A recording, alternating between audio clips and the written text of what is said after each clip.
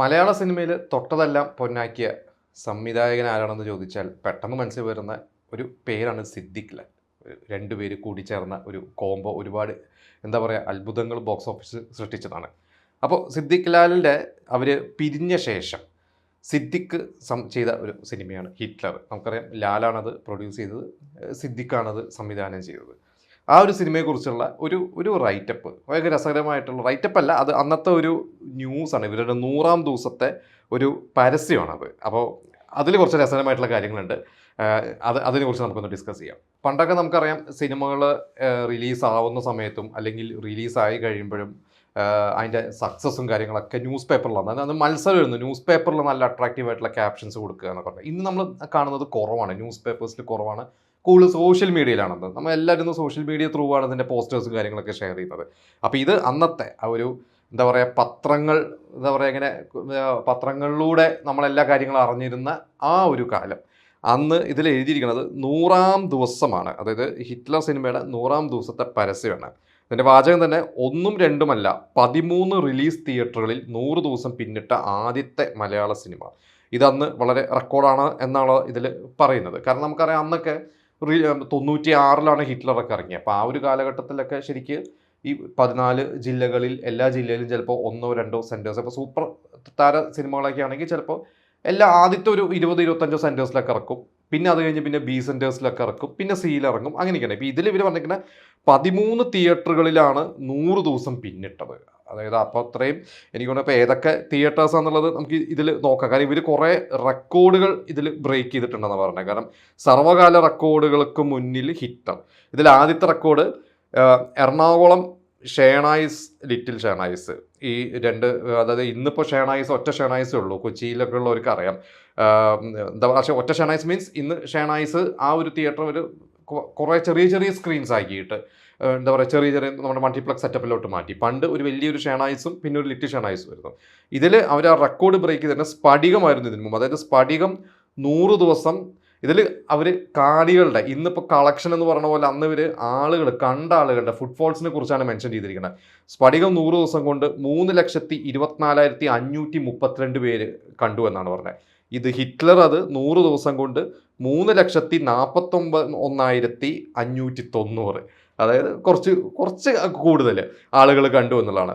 പിന്നെ Kozhikode blue diamond, അവിടെ മണിച്ചിത്രത്താഴ് 102 ദിവസം അവിടെ ഓടിയപ്പോൾ 3,38,000 കാണികളായിരുന്നു. അതിനെയാണ് ബ്രേക്ക് ചെയ്തിട്ട് ഹിറ്റ്ലർ അത് 100 ദിവസം 3,63,751.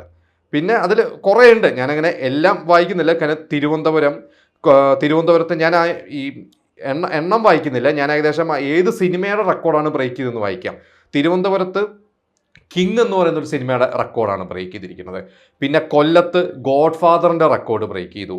തൃശ്ശൂർ രാഗം, അവിടെ ജെന്റിൽമാൻ്റെ റെക്കോർഡാണ് ബ്രേക്ക് ചെയ്തിരിക്കുന്നത്. അതായത് ജെന്റിൽമാൻ 49 ദിവസം കൊണ്ട് 1,42,635 പേര് കണ്ടതിൽ ഇത് ഹിറ്റ്ലർ 100 ദിവസം കൊണ്ട് 3,11,000 മുകളിലാണ്.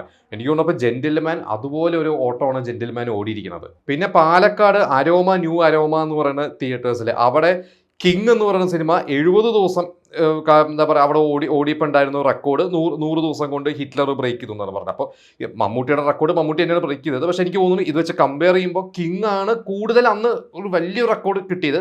കിങ്ങിൻ്റെ റെക്കോർഡ് 70 ദിവസം എന്താ പറയുക 70 ദിവസം കൊണ്ട് കിങ് ഉണ്ടാക്കിയ റെക്കോർഡ് 100 ദിവസം എടുത്തു ഹിറ്റ്ലർ. എങ്കിലും ആ ഒരു റെക്കോർഡ് ബ്രേക്ക് ചെയ്തു എന്നുള്ളതാണ്, അതൊരു വലിയ കാര്യം തന്നെയാണ്.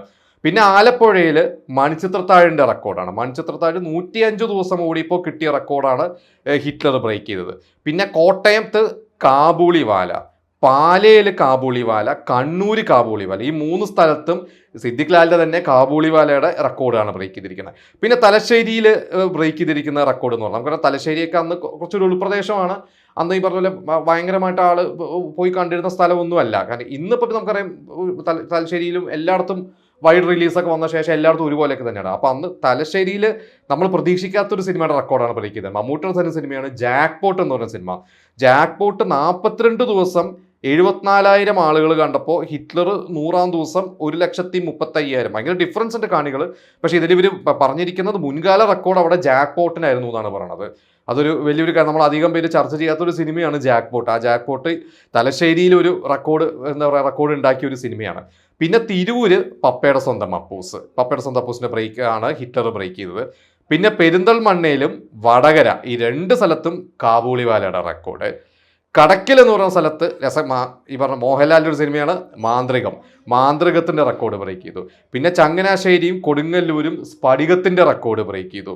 പിന്നെ ശരിക്കും പറഞ്ഞെങ്കിൽ കുറച്ച് സ്ഥലങ്ങൾ ഞാൻ വായിക്കാം. മാവേലിക്കര, പത്തനംതിട്ട, കോതമംഗലം, കാഞ്ഞങ്ങാട്, പയ്യന്നൂര്, ബത്തേരി, നിലമ്പൂർ, ആറ്റിങ്ങൽ, പുനലൂര്, ഇത്രയും സ്ഥലങ്ങളിൽ ബ്രേക്ക് ചെയ്ത ഒരു സിനിമയാണ് കാബൂളിവാല. കാബൂളിവാല അവിടെ 70 ദിവസവും 50 ദിവസമൊക്കെ ആയിരുന്നു അവിടെ ഓടിയിരുന്നത്. അതിൻ്റെയൊക്കെ റെക്കോർഡാണ് ഹിറ്റ്ലർ ബ്രേക്ക് ചെയ്തത്. പിന്നെ കട്ടപ്പനയിൽ മാന്ത്രികത്തിൻ്റെ റെക്കോർഡ്, വീണ്ടും തൊടുപുഴ കാബൂളിവാലയുടെ റെക്കോർഡ്, ഹരിപ്പാട് കിങ്ങിൻ്റെ റെക്കോർഡ്. അപ്പോൾ ഇത്രയും റെക്കോർഡുകളാണ് ഹിറ്റ്ലർ അന്ന് ബ്രേക്ക് ചെയ്തത്. അപ്പോൾ എന്താ പറയുക, അതൊക്കെ അന്നൊരു വലിയൊരു സംഭവം തന്നെയാണ്. ഇന്നും റെക്കോർഡുകൾ ബ്രേക്ക് ചെയ്യുന്നുണ്ട്. പലതരത്തിലാണ് റെക്കോർഡ് ബ്രേക്ക് ചെയ്യുന്നത്. അതൊക്കെ കളക്ഷൻ്റെ കാര്യത്തിലൊക്കെ ആയിരിക്കും. അപ്പോൾ ഹിറ്റ്ലർ എന്ന് പറഞ്ഞ സിനിമ നമുക്കറിയാം 96 വിഷു സീസണാണ് ഹിറ്റ്ലർ ഇറങ്ങിയത്. അന്നൊരു എന്താ പറയുക, മമ്മൂട്ടിയുടെ കുറച്ച് മോശം സമയമാണെന്നൊക്കെ സിദ്ദിഖൊക്കെ പലപ്പോഴും ഇൻ്റർവ്യൂസിലൊക്കെ പറഞ്ഞിട്ടുണ്ട്. കാരണം അന്ന് വമ്പൻ സിനിമകളാണ് തിയേറ്ററിൽ. കാലാപാനി ഉണ്ട് തിയേറ്ററിൽ, പിന്നെ എനിക്ക് തോന്നുന്നത് സല്ലാബൊക്കെ ഉണ്ട്. പക്ഷേ അന്ന് മമ്മൂട്ടിക്ക് എനിക്ക് തോന്നുന്നു തൊട്ട് മുമ്പ് അഴകിരാവണനാണ് ഇറങ്ങിയത്. അഴകിരാവണൻ തിയേറ്ററിൽ അന്ന് വലിയ വിജയമല്ലായിരുന്നു. അപ്പോൾ അങ്ങനെ ഇറങ്ങിയ എന്താ പറയുക, ആ സമയത്ത് ഇറങ്ങിയ ഒരു സിനിമയാണ് ഹിറ്റ്ലർ. സിദ്ദിഖ് ആദ്യമായിട്ട് ഒറ്റയ്ക്ക് സംവിധാനം ചെയ്യുന്നു. അപ്പോൾ അന്ന് മമ്മൂട്ടി കഥ പോലും കേൾക്കാതെയാണ് മമ്മൂട്ടി ആ ഒരു സിനിമ ആദ്യം കമ്മിറ്റ് ചെയ്തത്. എന്നിട്ട് ഇവർ കഥ പറയാനൊക്കെ ശ്രമിച്ചിട്ട് മമ്മൂട്ടി പറഞ്ഞു, എനിക്ക് കഥ കേൾക്കണ്ട, ഞാനൊരു സൂപ്പർ ഹിറ്റ്, അതായത് കഥ പറഞ്ഞു, ഒരു ഡീറ്റെയിൽ സ്ക്രിപ്റ്റ് ഒന്നും എനിക്ക് കേൾക്കണം, ഞാനൊരു സൂപ്പർ ഹിറ്റ് സിനിമയിൽ അഭിനയിക്കാൻ വന്നതാണ്, ഈ സിനിമ സൂപ്പർ ഹിറ്റ് ആക്കണമെന്ന് നിങ്ങളുടെ ആവശ്യമാണ്, നിങ്ങളുടെ എന്താ പറയുക ഉത്തരവാദിത്തമാണെന്ന് പറഞ്ഞിട്ടാണ് ചെയ്തത്. പിന്നെ അതിൽ നമുക്കറിയാം കാസ്റ്റിംഗ്, അതിൽ ശോഭന അഭിനയിപ്പിച്ചു. ഇതിന് മുമ്പത്തെ സിദ്ദിഖ് ലാലിൻ്റെ സിനിമകൾക്ക്, ഹിറ്റ്ലറിന് മുമ്പുള്ള പല സിനിമകളിലും ഇവർ ശോഭനേനൊക്കെ അഭിനയിപ്പിക്കാൻ നോക്കിയിട്ട് കിട്ടിയില്ല. അപ്പോൾ ഈ ഒരു സിനിമയിൽ ഇവർ വെച്ച് ശോഭനേനെ കിട്ടാൻ പോകുന്നില്ല എന്ന് പറഞ്ഞ കഥ പറഞ്ഞപ്പോൾ ശോഭന പറഞ്ഞു, ഇല്ലില്ല, എനിക്കൊരു ഹിറ്റ് വേണം, ഞാനിതിൽ അഭിനയിക്കുമെന്ന് പറഞ്ഞാൽ ശോഭന അഭിനയിച്ചത്. പിന്നെ അതിൽ കുറേ കാര്യം നമുക്ക് സ്ഥിരം എന്താ പറയുക, മുകേഷും ജഗദീഷും ഇവർ സിദ്ദിഖ് ലാലിൻ്റെ സ്ഥിരം കോംബോ ആളുകളെല്ലാവരും ആ ഒരു സിനിമയ്ക്കകത്തുണ്ട്. അതെ. പിന്നെ പ്രധാനമായിട്ട് പറയേണ്ടത് സായ്കുമാറിൻ്റെ ഒരു വില്ലൻ റോള്. സായ്കുമാർ ഇതിനു മുമ്പ് തന്നെ ഇവരുടെ മാനാർമത്തായി സ്പീക്കിങ്ങിൽ അഭിനയിച്ച ശേഷം ശരിക്കും സായ്കുമാർ ഒരു ബ്രേക്കാണ്. സായ്കുമാർ അധികം സിനിമകളില്ല. സായ്കുമാറിന് എനിക്ക് തോന്നുന്നു ഒരു വില്ലനായിട്ട് ശക്തമായിട്ടുള്ളൊരു, പിന്നീട് സായ്കുമാറിൻ്റെ വില്ലൻ കഥാപാത്രങ്ങളിലേക്കുള്ള ഒരു തുടക്കം ഹിറ്റ്ലർ തന്നെയാണ് തോന്നുന്നത്. അതിന് മുമ്പും ഈ പറയുന്ന ചെറിയ ആയുഷ്കാലം പോലത്തെ സിനിമയിലൊക്കെ വില്ലനായിട്ടൊക്കെ അഭിനയിച്ചിട്ടുണ്ടെങ്കിലും ഇതിൽ സായ്കുമാറിൻ്റെ ഒരു ഇൻട്രോ ആ സിനിമ കണ്ടവർക്കറിയാം. അതിൽ എന്താ പറയുക, ഒരു പനി പിടിച്ചിട്ട് എന്തോ ആവി പിടിക്കുന്ന ഒരു സീനാണ്. ഇങ്ങനെ പുതപ്പിൻ്റെ ഇടയിൽ ആവി പിടിച്ച് അവിടുന്ന് പുതപ്പ് മാറ്റി സായ്കുമാറിൻ്റെ ഒരു ഇൻട്രോ ഒക്കെ അന്ന് ഒരു ഗംഭീര ഇൻട്രോ ആണ്. എനിക്ക് തോന്നുന്നത് ഇൻ്റർവെല്ലിന് ശേഷമാണ് തോന്നുന്നു ആ ഒരു അതോ കറക്റ്റായിട്ട് എനിക്കറിയില്ല. എന്തായാലും പടം തുടങ്ങി കുറച്ച് കഴിഞ്ഞിട്ടാണ് സായ്കുമാറിൻ്റെ ഒരു ഇൻട്രോ പറയുന്നത്. പക്ഷെ അത് ഗംഭീരമായിട്ടുള്ള ഒരു ക്യാരക്ടറായിരുന്നു സായ്കുമാറിൻ്റെ. പിന്നീട് ശക്തമായിട്ട് സൂപ്രതാരങ്ങളുടെ ഒക്കെ വില്ലനായിട്ട് സായ്കുമാർ വിലസി. എന്തായാലും മമ്മൂട്ടിക്ക് അതൊരു വലിയൊരു എന്താ പറയുക, ഒരു ഇത് തന്നെയായിരുന്നു. ഒരു ഭയങ്കര ഒരു കരിയറിൽ തന്നെ വലിയൊരു ബൂസ്റ്റ് കിട്ടിയൊരു സിനിമ തന്നെയായിരുന്നു ഹിറ്റ്ലർ. എനിക്കൊരു ഹിറ്റ്ലറിൻ്റെ റെക്കോർഡ് പിന്നീട് കുറേ നാളുകൾക്ക് ശേഷം ബ്രേക്ക് ചെയ്തത് പിന്നെ എനിക്ക് തോന്നുന്നു രാജമാണിക്കൊക്കെയാണ് ഒരു മമ്മൂട്ടിയുടെ ഒരു റെക്കോർഡ് ബ്രേക്ക് ചെയ്തത്. അതിനുശേഷം ഹിറ്റുകളൊക്കെ ഉണ്ട് മമ്മൂട്ടിക്കും. എങ്കിലും ഹിറ്റ്ലർ മാധവൻകുട്ടി എന്നൊക്കെ പറഞ്ഞു കഴിഞ്ഞാൽ ആ ഒരു വലിയേട്ടൻ ടൈപ്പ് ഓഫ് റോളുകൾ മമ്മൂട്ടിയെ അല്ലാതെ സങ്കല്പിക്കാൻ പറ്റില്ല എന്നുള്ളത് നമുക്ക് മലയാളികൾക്ക് അങ്ങനെയാണ്. പിന്നെ ഈ ഒരു സിനിമ ശരിക്കും അതിൽ കാണുമ്പോൾ മനസ്സിലാവും, അതിൽ മമ്മൂട്ടി മുണ്ട് കൊടുത്തിട്ടാണ്. അപ്പോൾ ഇവർക്ക് അന്ന് ലാൽ പ്രൊഡ്യൂസറും കൂടി ആയതുകൊണ്ട് ലാലിന് മമ്മൂട്ടിയുടെ പാൻറ് ഇടിപ്പിക്കാം. അപ്പോൾ മമ്മൂട്ടിക്ക് അന്ന് തമിഴിലും ഒരു മാർക്കറ്റ് ഉണ്ട്. തമിഴിൽ ദളപതിയും കുറച്ച് സിനിമകളൊക്കെ ചെയ്ത് നിൽക്കുന്നുണ്ട്. തമിഴ്മാർക്കും അവിടുത്തെ തമിഴ്നാട്ടിലെ ഓഡിയൻസിനും മമ്മൂട്ടിനെ അറിയാവുന്നതുകൊണ്ട് മമ്മൂട്ടിയുടെ സിനിമ ഇത് ഡബ് ചെയ്തിറക്കാം. അപ്പോൾ പാൻറ് ആണെങ്കിൽ ഒരു യൂണിവേഴ്സൽ ഫീൽ കിട്ടുമല്ലോ എന്ന് പറയണ പോലെ. പക്ഷേ സിദ്ദിഖിനത് മുണ്ട് തന്നെ വേണം എന്ന് പറഞ്ഞ് നിർബന്ധിച്ച് മുണ്ട് മതി എന്ന് പറഞ്ഞ് മുണ്ട് കൊടുത്തിട്ട് തന്നെയാണ് മമ്മൂട്ടി അഭിനയിച്ചത്. പക്ഷേ നമുക്ക് ഇന്ന സിനിമ കാണുമ്പോൾ ഹിറ്റ്ലർ മാധവൻകുട്ടി നമുക്ക് മുണ്ട് കൊടുത്തിട്ട് തന്നെ നമുക്ക് സങ്കല്പിക്കാൻ പറ്റുള്ളൂ. പിന്നെ അതിൽ എന്താ പറയുക, വിനീതിൻ്റെ ഒരു ഗസ്റ്റ് റോളുണ്ട്. വിനീതും ഇതുപോലെ തന്നെ, വിനീത് കാബൂളിവാലയിലെ നായകനായിട്ട് വന്നാണ്. വിനീതിന് ഇതുപോലെ ഒരു ദിവസത്തേക്ക് ഒരു വർക്ക് ഉണ്ടെന്ന് പറഞ്ഞ് വേറെ ഏതൊരു സിനിമയുടെ ഷൂട്ട് നടക്കുമ്പോഴാണ് വിനീതിനെ വിളിച്ചത്. എന്താ സംഭവം എന്ന് അറിയില്ലെന്ന്. പക്ഷേ അതിൽ വിനീത് വന്നു കഴിഞ്ഞപ്പോഴും അതൊരു രസമായിരുന്നു. അതിൻ്റെ ഒരു ക്ലൈമാക്സും കാര്യങ്ങളൊക്കെ ഭയങ്കര രസകരമായിട്ടുള്ള ഒരു ഇത് തന്നെയാണ്. പിന്നെ ഇന്നസെൻറ്റിൻ്റെ ഒരു ക്യാരക്ടർ വളരെ ശക്തമായിട്ടുള്ള ഒരു ക്യാരക്ടറാണ്. സ്ഥിരം ഒരു കോമഡിയിൽ നിന്ന് മാറിയിട്ടുള്ള ഇന്നസെൻ്റ് ഒരു ക്യാരക്ടറായിരുന്നു. എന്തായാലും ഹിറ്റ്ലർ സിനിമയെക്കുറിച്ച് ഒരുപാട് കാര്യങ്ങളുണ്ട്, പലതും നിങ്ങൾക്ക് അറിയുന്നതായിരിക്കും. അപ്പോൾ ഹിറ്റ്ലറിനെ കുറിച്ച് നിങ്ങളന്ന് തിയേറ്ററിൽ പോയി കണ്ടിട്ടുണ്ടെങ്കിൽ ആ അന്നത്തെ ഒരു ഓർമ്മകളും കാര്യങ്ങളൊക്കെ നമുക്ക് പങ്കുവയ്ക്കുക.